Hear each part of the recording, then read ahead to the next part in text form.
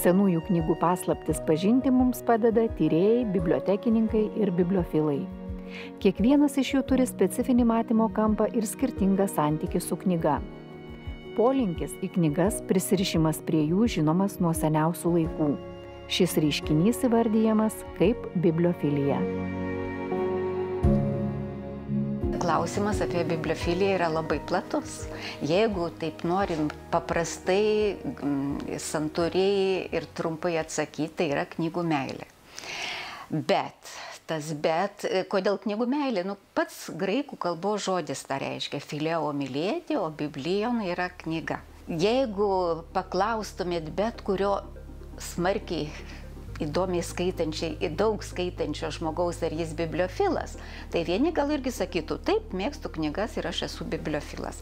Tie vadinami tikrieji bibliofilai sensu strictu. Kolekcininkai, kurie renka knygas, jie, aišku, jau tikrai su tuo nesutiktų, su tokia šio termino traktuotė ir sakytų, kad bibliofilas tai yra tas, kuris knygas renka, jas labai saugo, labai vertina ir dėl to, kad knyga yra ne tik informacijos talpykla, bet knyga yra labai specifinis artefaktas, daiktas, ne bet koks. Ji turi būti labai estetiškai, labai gerai padaryta. Vadinasi, jeigu tai kalbam apie šiandieninę knygą, tai knygą sudaro ne tik autorius parašytas tekstas, jeigu kalbam apie grožinę knygą, grožinės literatūros kūrinį. Bet gali būti ir mokslinė knyga, gali būti populiarioji knyga. Kiekviena iš tų knygos rūšių turi savo apipavydalinimo taisyklės. Ir tik knygos dailininkas kartu su knygos autoriumi gali sukurti knygą kaip, tam tikrą meno kūrinį. Ir tai buvo visais laikais, ne tik mūsų laikais. Vadinasi, bibliofilija yra toks tikrai labai seniai, daug amžių egzistuojantis reiškinys, tam tikra trauka knygai. Bibliofilinė biblioteka galima tik kaip asmeninė biblioteka, nes institucinės bibliotekos bibliofilinių kolekcijų nerenka. Kaip kažkas yra gražiai pasakęs apie tokią biblioteką, visumos kūrimas reikalauja kitokių investicijų. Į tai reikia įdėti širdį. Taigi, rinkimo fenomenas susijęs su jutimais, emocijomis, kurias ir išgyvena tikrasis knygų mylėtojas. Bet kažkokią tvarką bibliofilas, sakykime, ir mūsų dienų bibliofilas turi savo bibliotekui padaryti, todėl kad jeigu jis tų tvirtų taisyklių, tos tvarkos neturės, tai jo asmeninė biblioteka taps tiesiog knygų kalnu. Ir jis pats ten nieko nesusiras. O jau tikras bibliofilas, tarkim, buvo Kazys Varnelis, profesorius tapytojas. Jis niekad neleis toj knygoje rašyti, institucinės bibliotekos savo tuose šimtuose tūkstančių knygų, natūralu turi įvesti griežtą tvarką, jas visas suregistruoti, sunumeruoti, surašyti tuos numeriukus, kitaip nesusirasi, neatrasi ir negalėsi atnešti skaitytojų. O bibliofilas neduok dieve nieko neleis. Varnelis, jokių numeriukų čia nereikia rašyti, nes jis žino, kur jis nusipirko. Pagaliau ir finansiškai, jeigu tau ta knyga ten kelis tūkstančius kainavo, tai tu žinai, kur tu ją pasidėsi. O Varnelis tai ir laikydavo tą naujausią įgyjinį, tą, ką nusipirko už kiek ten tų tūkstančių, tai kokį mėnesį, 2 ar 3, jeigu ten labai svarbi ir laiko prie lovos. Ir tada atsikelia, pavarto, paklosto, atsiverčia, tai yra atgaiva. Tai ir yra bibliofilija, kai gali paglostyti, pauostyti, pažiūrėti į tą knygą, tiesiog pasidžiaugti, tavo dvasia džiaugiasi tą knygą, bet ta knyga turi būti ypatinga. Per daugiau nei 30 nepriklausomybės metų jau turime nedaug ant rankų pirštų įmanoma suskaičiuoti bibliofilinės privačias bibliotekas, į kurias privatūs kolekcininkai siekia sugrąžinti prarastas vertybės. O valstybinėse atminties institucijose vyksta atradimų procesai, identifikuojant buvusių dvarų bibliotekų knygas. Tokį atradimo džiaugsmą patiria specialistai, kai pavyksta atpažinti vienai ar kitai dvarų bibliotekai priklausiusius egzempliorius. Kaip tas darbas vyksta, eiliniam skaitytojui net sunku įsivaizduoti.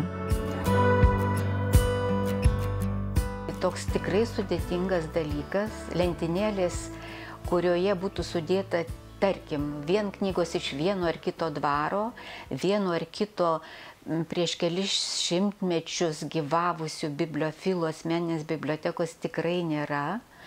Norint šitą padaryti, norint rasti tokią informaciją, vadinasi, mes turim žinoti, ką mūsų institucinės bibliotekos turi iš to asmens, tarkim, iš Sapiegų, iš Chodkevičiaus, iš Tiškevičiaus bibliotekų ir dar atskirų dvarų. Tai šitoj srity čia yra didžiulis skruzdėlynas. Labai daug darbo ir dar įdomiau, kad to darbo, tarkim, tiesioginė prasme, mokslininkai irgi negali padaryti. Ta gali padaryti tik tai bibliotekų specialiųjų padalinių bibliotekininkai, irgi natūraliai jau tampantis tyrėjais. Turiu galvoj, kad retų spaudinių skyriaus darbuotojai mokslinėse bibliotekose, irgi ir apskričių bibliotekose ir kartais ir viešuosiuose bibliotekose, kurios turi tokius gausius, turtingus kraštotyros skyrius, kuriuose yra ir senojo paveldo. Vadinasi, tose bibliotekose dirbantis darbuotojai turi išmanyti senosios knygos specifiką, suvokti tų knygų pas juos saugomų vertę. Ir tada tik tai vartydamos tas knygas, jos gali pagal knygos nuosavybę liudijančius ženklus identifikuoti. Ta knyga yra iš tokio dvaro bibliotekos, iš tokios asmenybės bibliotekos ir taip toliau. Kitaip tariant, turi mokėti skaityti knygos nuosavybės ženklus.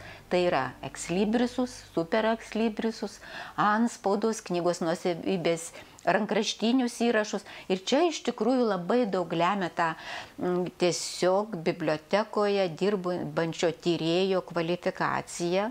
Tikrai tų žmonių yra ne tiek daug, kad galėtų skaityti, tarkim, 16 amžiaus rankraštinius įrašus.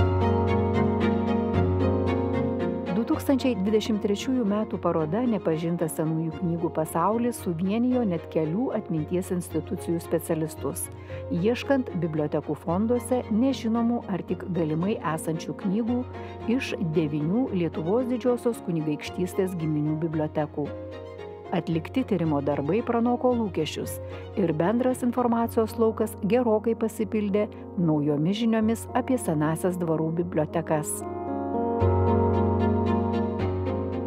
Lietuvos Didžiosios kunigaikštystės dvarų bibliotekos, jos tikrai išsklaidytos. Yra tokiais gabalais, sakytumėm, po kelis šimtus knygų ar net tūkstantį vienur kitur nusėdę, bet tai nereiškia, kad dar kažkur nubirėjo tų knygų dar kitoj institucijoje. Tai čia ir buvo tas mėginimas sudėti tai, ką mes žinome apie tas bibliotekas. Kitaip tariant, dalis informacijos buvo šiek tiek jau tirta. Tas šiek tiek, tai jeigu mes jau turim bent vieną kokį paskelbtą straipsnį apie vieną ar kitą dvaro biblioteką, jau yra puiku. Turiu galvoj, Daiva Narbutinė yra tyrusi Kraslavos Pustinios dvaro, tai yra Latgalos Pliaterių biblioteka.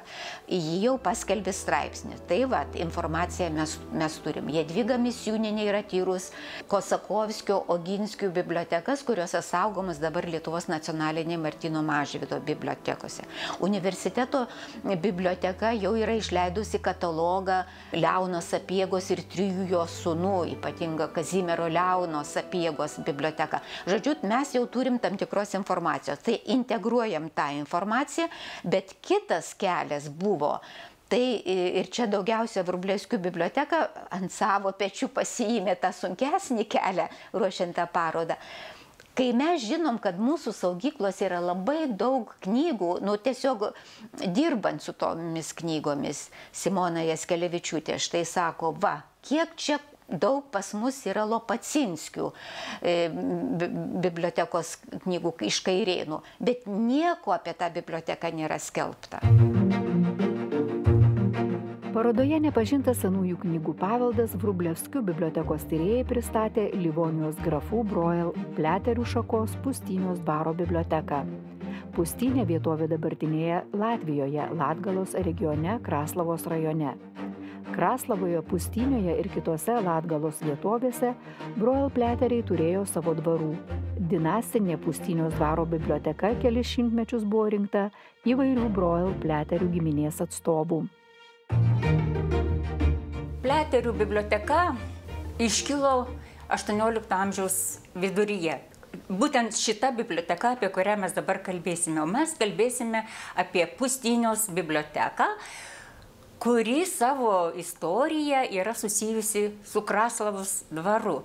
Tai neatsiejama, nes tiek Pustynios knygos migravo į Kraslavą, tiek iš Kraslavos migravo knygos į Pustynę, bet čia yra ilga istorija, kuri baigėsi 1907 metais, kai biblioteka buvo parduota, išparceliuota, kaip sakant, išpardavinėta kitiems savininkams. Tarp jų buvo ir Tadas Vrublevskis, kuris ir nupirko šitos bibliotekos rinkinius. Istorija susidėliojo taip, kad Kraslavos dvaro bibliotekos knygų dalis šiuo metu saugoma Vrublevskių bibliotekoje, nes tas knygas įsigijo Tadas Vrublevskis. Rengiantis senųjų knygų parodai, bibliotekininkai rekonstravo Latgalos pliaterių biblioteką. Jos pradininku galėtume laikyti Lietuvos didžiosios kunigaikštystės vyriausiąjį raštininką Livonijų seniūną Konstantiną Liudviką Breuil pliaterį. Jo pradėta kaupti 3000 tomų biblioteka itin pagausėjo, kai ją papildė jo sūnaus Kazimiero Konstantino, paskutiniojo Lietuvos didžiosios kunigaikštystės pakanclerio žymaus bibliofilo, net 15 000 siekianti knygų biblioteka. Būdamas Trakų kaštelionas, LDK pakancleris, Kazimieras Konstantinas dar išskirtinai domisi knygos istorija ir bibliofilija. Ir dar, kad jis buvo uolus skaitytojas, štai va rodo ir dar vienas išlikęs jo rankraštinis leidinukas, Notaciones selecte. Tai yra rinkinys įvairių autorių posakių ir lotynų kalba surašytas. Ir jo data surašyta, tų minčių visokių citatų, yra 1749 metai. Jo knygų pažymėtų su, sakykime, jo nuosavybės ženklais rasti nėra lengva, nes gali būti, kad jis pasirašinėjo Konstantin Pliater, bet čia gali būti ir ne visai tikras dalykas, tikras faktas. Tik dar vienas labai yra svarbus paliudijimas pačiose knygose. Štai yra jo ranka įrašyta iš Daugėliškio bibliotekos. Va, jeigu čia pritrauktumėt, tai yra viena kita tokia knyga išlikusi, vadinasi, tai ta knyga Daugėliškio bibliotekos, Daugėliškio dvaro bibliotekos knygos tikrai buvo ir Kraslavoj, ir Pustynėj. O Daugėliškio dvaro biblioteka buvo perkelta iš pradžių į Kraslavą, paskui ir Pustynę. Taip pat ir ta istorija susipynusi su įvairiausiamis Livonijos ar Latgalos vietovėmis. Tuo pačiu ir su Lietuva. Daugėliškis tai jau Lietuvos teritorija tikrai. Kazimieras Konstantinas Pliateris užėmė reikšmingas valstybinės pareigas, buvo itin plataus akiračio tikras bibliofilas. Domėjosi, kaip kaupti knygas, gilinosi į jų leidybos istoriją. Kiti giminės atstovai taip pat gausino sukauptą kolekciją. Dalį dinastinės Kraslavos dvaro bibliotekos paveldėjimo keliu įsigijus Pustynios dvaro savininkui karininkui Henrikui Breuil pliateriui istorija komplikavosi.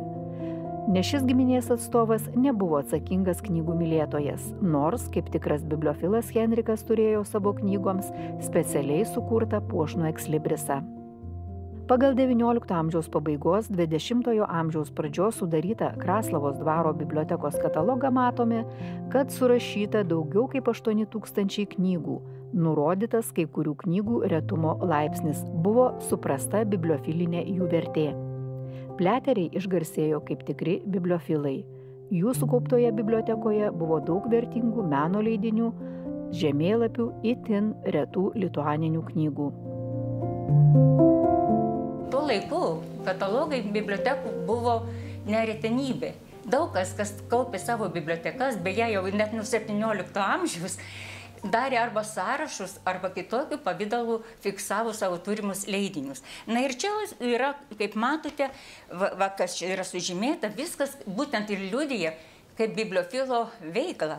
Ir pavadinimas, antraštė, kur išleista ir kiek mokėta. Ir čia labai dažnai tokius pastabus arba apie retumą, apie įsigijimo aplinkybės. Na, yra tikrai, matyti, kad tai tikrai darė žmogus ar žmonės su išmanimu. Taigi šitas katalogas buvo peržiūrėtas Vrublevskio ir jis susidomėjo. Ir jis iš karto sutiko pirkti biblioteką. Deja, sandoris nebuvo sklandus. Kelis šimtus nupirktų vertingiausių knygų grafas slėpė ir dar kartą pardavė kitiems pirkėjams. Nežinia, kaip istorija būtų pasibaigusi, bet grafas neįvertino, kad pirkėjas Tadas Vrublevskis buvo ne tik eruditas bibliofilas, bet ir sumanus advokatas. Deja, dalį knygų iš karto Vrublevskis gavo, bet paskui Henrikas, garbingasis mūsų grafas, sumanė pasipelnyti. Ir jisai tada pasiūlė knygas, kurių dar nebuvo atvežęs iš Pustynios dvaro, pasiūlė Lenkų Varšuvos antikvariatui ir jo savininkas, to antikvariato savininkas Vilderis, Jeronimas Vilderis, nupirko pagal sąrašą esusias knygas. Bet ir Vilderis tų knygų negavo. Tuomet Vilderis kreipėsi į advokatą Tadą Vrublevskį, prašydamas jo tarpininkavimo, kad arba sugrąžintų knygas, arba atiduotų knygas, arba sugrąžintų pinigus. Bet dar daugiau kokia yra įdomi aplinkybė, kad pats Vilderis tas knygas, kurias nupirko iš Pliaterio, jis jau jas pardavė Krasinskių bibliotekai, siūlėsi parduoti Krasinskių ordinacijos bibliotekai. Ir atsiuntė sąrašą tų knygų, kurių jam dabar reikia, kad galėtų atiduoti Krasinskių bibliotekai. Ir tas sąrašas yra įspūdingas. Ir visa ta byla yra surašyta surinkta paties Tado Stanislovo Vrublevskio. Ir va štai čia matome pavadinimas, koks yra viskas, visi reikalai susiję su įsigijimu iš Pliaterio biblioteka. Tai yra knygų rinkinių. Ir čia susirašinėjimas, čia visokie pakvitavimai. Čia ir net paskui ir to paties Vilderio atsiųsti raštai, oficialūs raštai, vad Jeronimas Vilderis kreipėsi į Vrublevskį. Ir dar labai įdomus tas sąrašas, įspūdingas sąrašas tų knygų, kurias nupirkęs Vilderis, bet jis jų ir negavęs. Ir įdomiausia yra dalykas tas, kai paskui, Vrublevskiui pasisekė bylą laimėti, čia trumpai tariant, ir knygas pasisekė atgauti. Vrublevskių bibliotekoje dabar išaiškinta net keli šimtai knygų iš Latgalos Pliaterių dvaro, kurias kadaise įsigijo bibliotekos įkūrėjas Tadas Vrublevskis. Dalis vertingiausių Pliaterių kolekcijos knygų eksponuota parodoje Nepažintas senųjų knygų paveldas kartu su kitų garsių Lietuvos Didžiosios kunigaikštystės giminių dvaro bibliotekos knygomis. Lankytojai susipažino ir su šių bibliotekų savininkais, didžiaisiais Lietuvos Didžiosios kunigaikštystės bibliofilais. Šios istorinės asmenybės, jų bibliofilinė veikla šiandien mums liudija plačius europinius Lietuvos kultūrinius ryšius. Kaip niekas kitas šitą paroda labai taip vaizdžiai, paprastai ir ryškiai parodė, kad mūsų inteligentija va tais senaisiais laikais buvo visiškai integravusi, puikiausiai integravusi į tą kultūrinę Europos sluoksnį, nes tos knygos dauguma tų knygų yra leistos geriausiose Europos spaustuvėse, jos leidyklose spaustuvėse, jos iš ten atsiveždintos, būdavo užsakomos. Bibliofilai turėjo savo agentus, sekdavo, kas leidžiama. Reiškia, kaip ir dabar mes turim katalogus, galim pasirinkti, leidyklos reklamuoja, ką leidžia, tai lygiai taip pat. Ir pagaliau tos pačios garsiosios knygų mugės. Pirmiausia, Frankfurtas ir Leipcigas.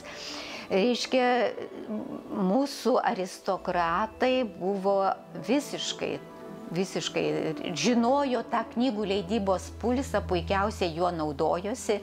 Ir tiesiog tos parodoj rodytos knygos rodo tą geriausių Europos knygininkystės tradicijų tąsą jau čia.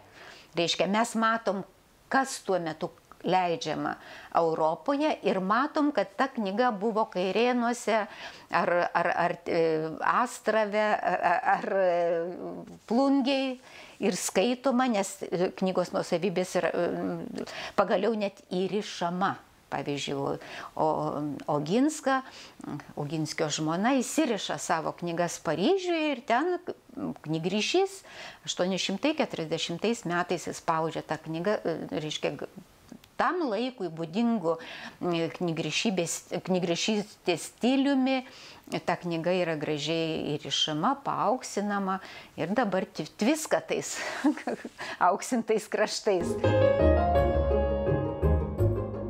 Dar vienas bibliofilijos reiškinio išskirtinumas būtų poreikis dalintis savo sukauptais turtais su visuomenė. Šią priedermę ne visada atlieka privatūs kolekcininkai, bet puikiai supranta ir įgyvendina valstybinių bibliotekų darbuotojai, kurie ne tik saugo išskirtinės vertybės, bet ir dalijasi žiniomis apie jas. Tikimasi, kad sėkmingai naujai rekonstruotos dvarų bibliotekos paskatins ir tolesnius Lietuvos kultūros, bibliotekų ir knygos istorijos tyrimus.